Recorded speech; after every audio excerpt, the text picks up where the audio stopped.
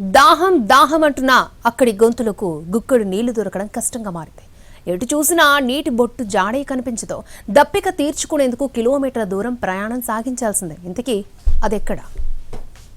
చూశారా, గుక్కెడు నీటి కోసం ప్రాణాలనే పణంగా పెడుతూ ఈ గ్రామజనం పడుతున్న కష్టాలివి. మహారాష్ట్రలోని నాసిక్ జిల్లా బొరిచివారి గ్రామస్తుల నీటి గోస, నీటి ఘోష ఇది. బిందెడు నీళ్ల కోసం కిలోమీటర్ల ప్రయాణం సాగిస్తూ బావిలో దిగి చేస్తున్న సాహసం ఇక్కడి నీటి కష్టాల దుస్థితికి అద్దం పడుతోంది.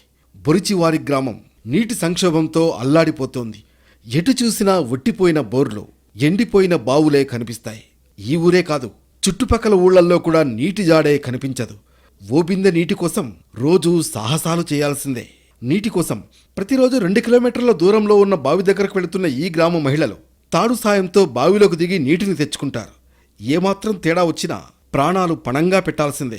పోనీ ఈ బావిలో పుష్కలంగా నీళ్లు ఉన్నాయా, అవి శుభ్రంగా ఉన్నాయా అంటే అదీ లేదు. అడుగున అపరిశుభ్రంగా ఉన్న కొన్ని నీళ్లే వారికి దప్పిక తీర్చే దివ్య ఔషధంగా భావిస్తారు. గత్యంతరం లేని పరిస్థితుల్లో అవే తాగాల్సిన పరిస్థితి ఇక్కడి జనాలది. ప్రతి ఏటా ఇలాంటి తాగునీటి కష్టాలు ఉంటున్నా ఇక్కడి నాయకులు మాత్రం వీరిని పట్టించుకున్న పాపాన పోలేదు.